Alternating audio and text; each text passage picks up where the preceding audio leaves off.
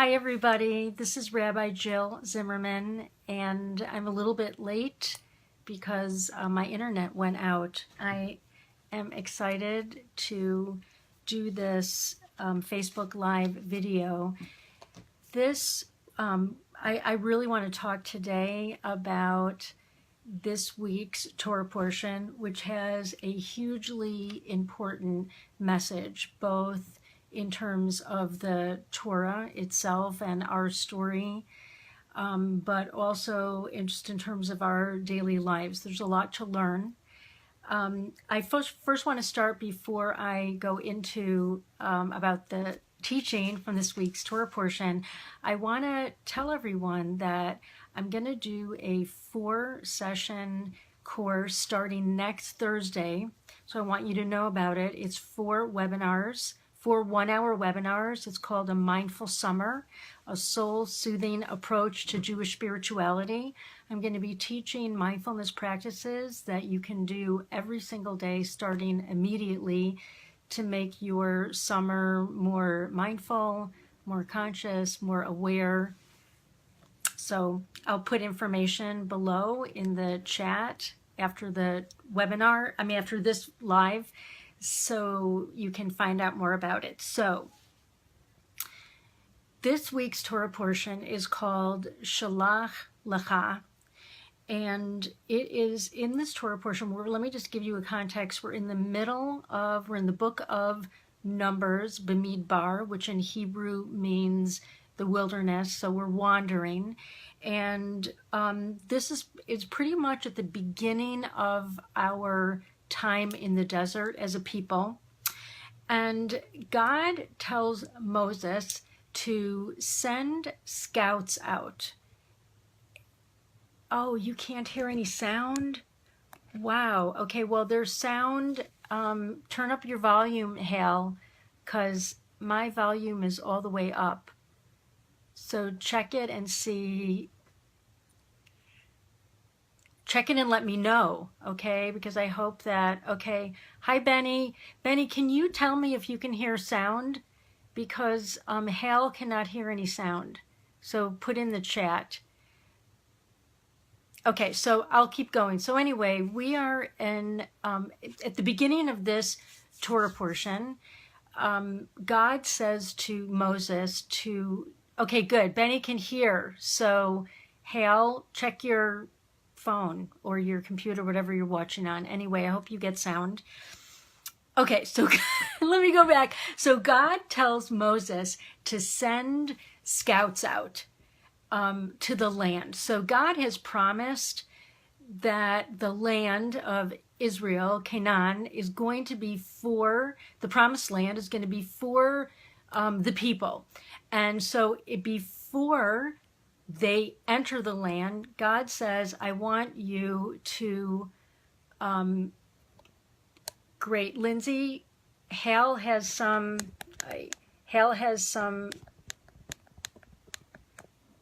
Lindsay has some suggestions about the, how to get sound if you haven't gotten it. Thank you, Lindsay. So God tells Moses to send scouts out to look at the land kind of ahead of time. And so the heads of the 12 tribes of Israel, 12 leaders, go into the promised land, and they scout it out. They come back and report to the people, to the community. And here's what they say. They say, yes, indeed, this is a land, as God promised, is a land that's flowing with milk and honey. And they bring back this huge set of grapes from the land. And they say, however, the people there who are living there are like giants. They are huge people, the Anakites. And what the people say, and this is a quote from the Torah, these leaders report back to the people, they say, we looked like grasshoppers to ourselves, and therefore we must have looked like that to them. So you get that?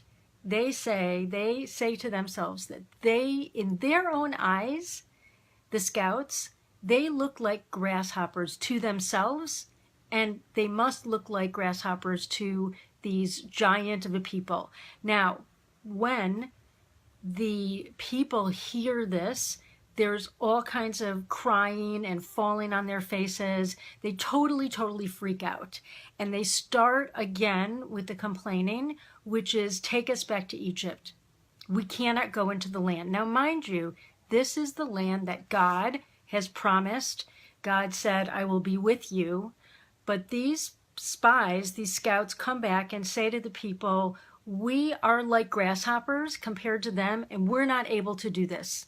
Now, it's important to note that there are 2 of the 12 spies that come back, Caleb and Joshua, who argue with the other 10 leaders, and they say, no, this is fine, we can do this.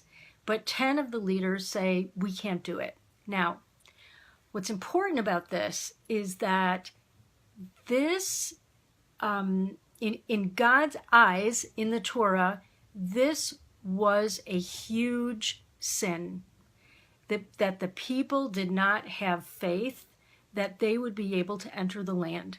And at that point, God says to Moses, I'm wiping out the people. That's it. I've had it. You've had it. They've been complaining. I'm going to start over. Moses begs God in the Torah, please forgive them. Do not wipe them out. Here's what happens. They are not wiped out, but God is so angry about the fact that people were wanted to go back to Egypt and that their lack of faith, that God makes the decision that these people who left Egypt, this generation was going to wander for 40 years. They are going to die in the desert. It's really important.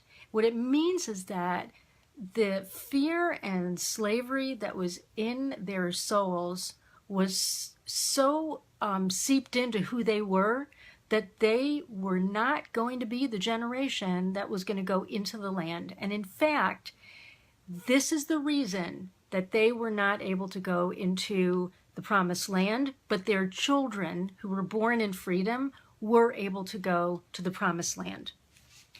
Huge sin, huge sin. It turns out in the Torah that it's kind of another story, but Moses reminds God of who God is, recites the 13 attributes, and God forgives the people. So the people are forgiven, but they are going to wander for 40 years. So when people ask the question, why, if we left Egypt and Israel is right there, why did we wander for 40 years? This is the reason. This is the reason. Now, I want to look at this comment. It's not just a comment, but the state of mind, because I think we can learn a lot about this, the state of mind that says we looked like grasshoppers to ourselves. Now, despite the fact that these people were leaders of the tribe, and so their words carried a huge amount of weight, I think that many of us say those kinds of words to ourselves. It's not so much about whether or not it was true. Yes, the people were big, but what really was critical here is the assessment that they made of themselves, that they felt like grasshoppers. And I want to ask the question for any of us is, when is it that we have felt small? When have we felt like grasshoppers? What is the story? They told themselves a story. They told themselves that they were not able to overcome. They were not able to answer. And primarily, this was an issue with their own selves, their own assessment. And I think it's good to ask ourselves, how do we walk around in the world? Do we walk around in the truth of who we are, with the gifts that we've been given, with our particular geniuses? Do we walk around holding that place, or do we walk around feeling small? When I read this portion this way, I'm reminded of the piece that Marianne Williamson wrote, and she wrote it in a book called A Return to Love. It's often attributed to Nelson Mandela, but actually Marianne Williamson. And I just want to read this to you because it's very connected. Let me know if you, by pressing the like button, if you're there and you're listening and you're following me, or any comments that you want to write. It's helpful to know who's here.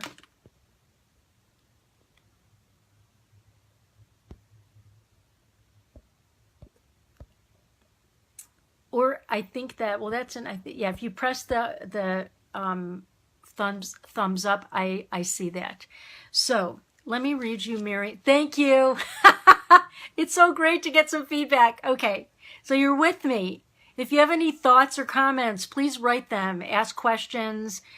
So I'm going to read you this Marianne Williamson quote. She says, "Our deepest fear is not that we are inadequate. Our deepest fear is that we are powerful beyond measure." Hi, Barbara. "It is our light, not our darkness, that most frightens us. We ask ourselves, who am I to be brilliant, gorgeous, talented, fabulous? Actually, who are you not to be? You are a child of God. Your playing small does not serve the world. There is nothing enlightened about shrinking so that other people won't feel insecure around you.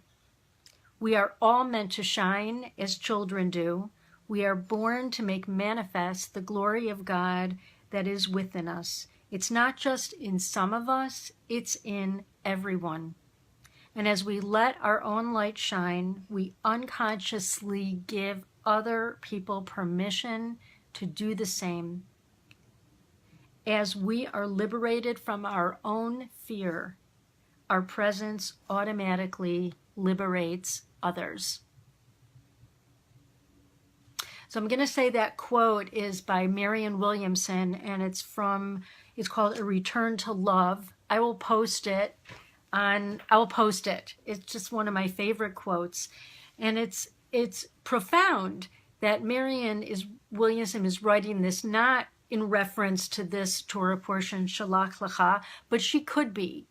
So here, these people, our ancestors, were chosen by the divine to walk into this new land, and they didn't see that.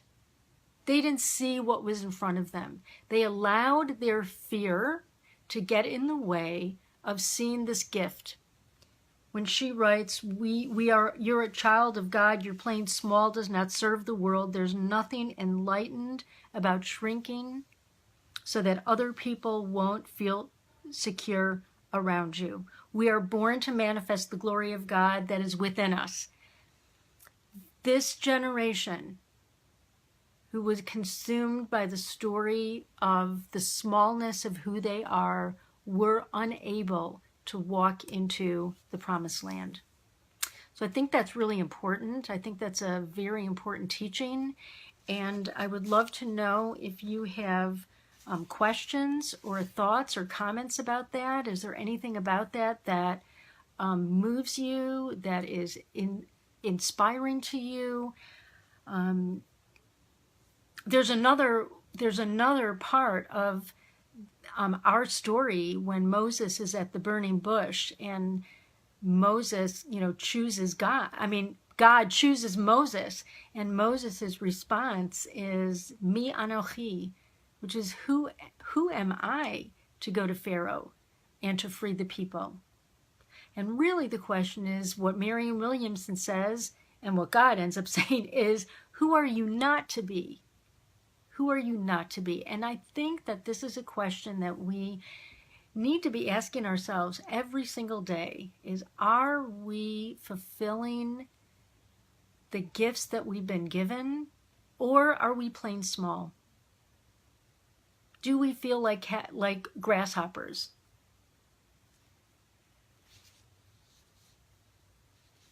So I want to also remind everyone that I don't have my sidekick Josh here, who's usually plugging. I'm doing a mindful summer program, 4 webinars starting next Thursday night. I'll put information in the comments later so that you can get more about it. 4 hours of mindfulness. This is mindfulness practice.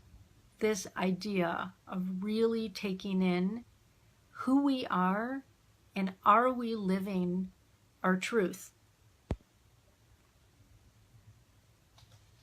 So also be happy to take any questions from anyone about mindfulness practices.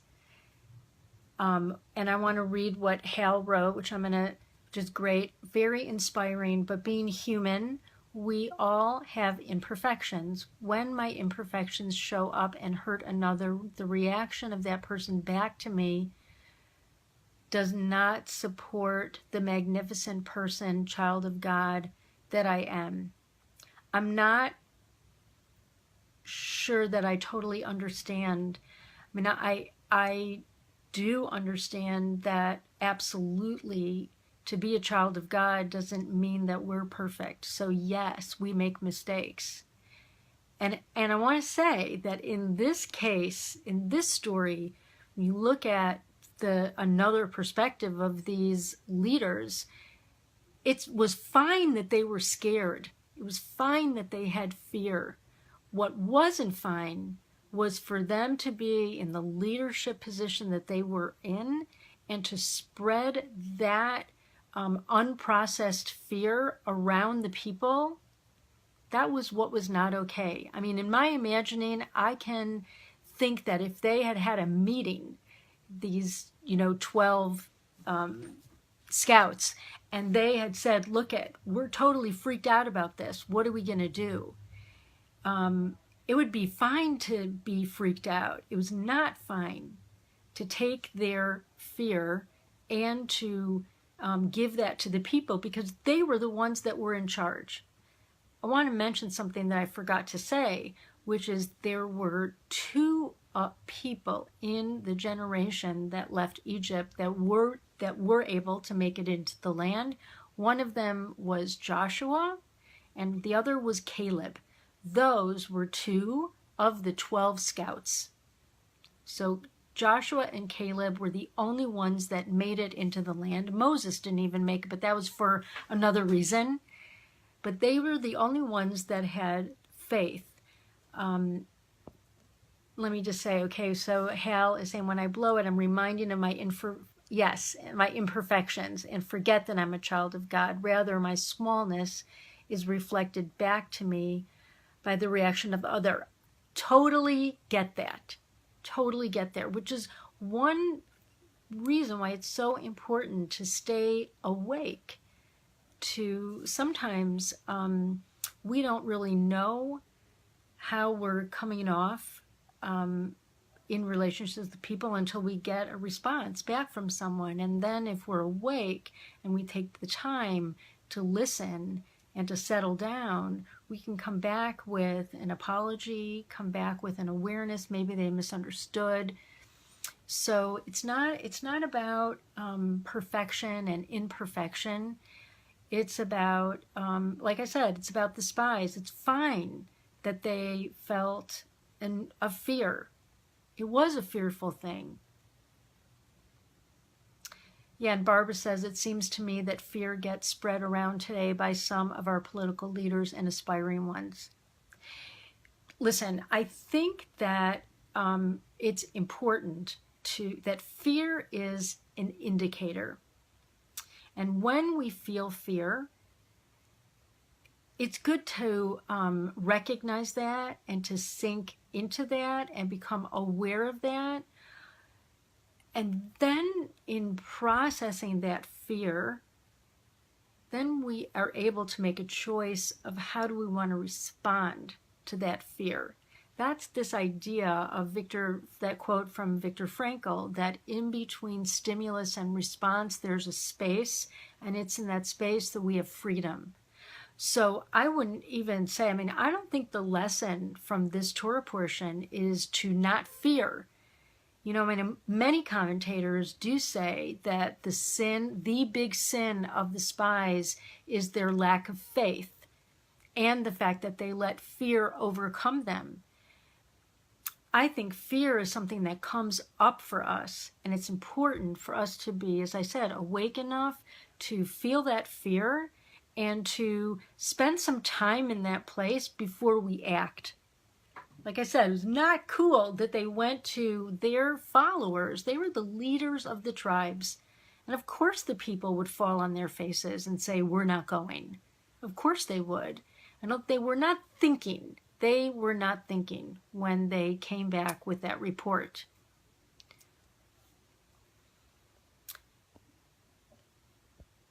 Any other questions or thoughts or questions about mindfulness practice?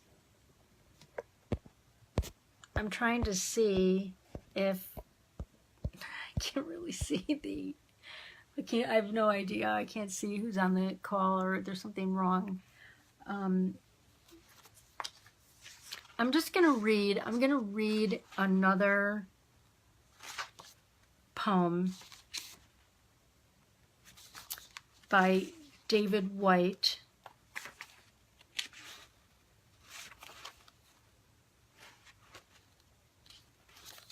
Actually about faith.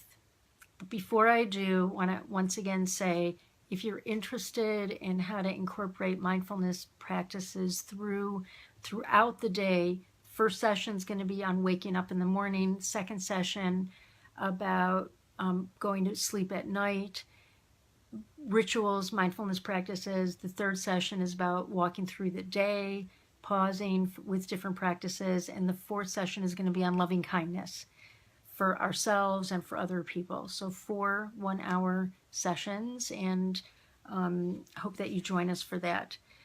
So here's the poem about faith by David White. I want to write about faith.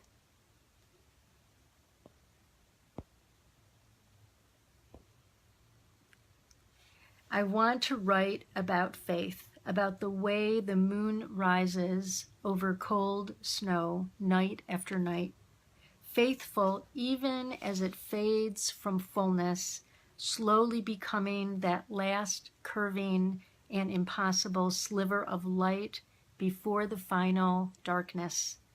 But I have no faith myself. I refuse it even the smallest entry.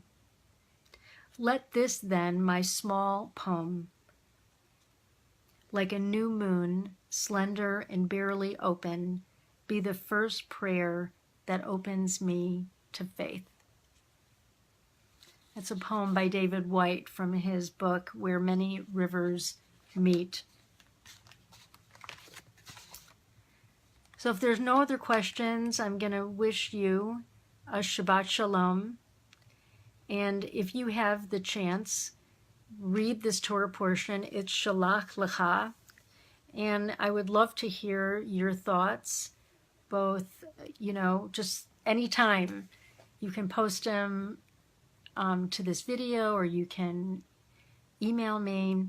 My website is www.ravjill.com, ravjill.com. And thank you, everyone, for being there. Shabbat Shalom to everyone. Thanks for being on the call. Bye, everybody.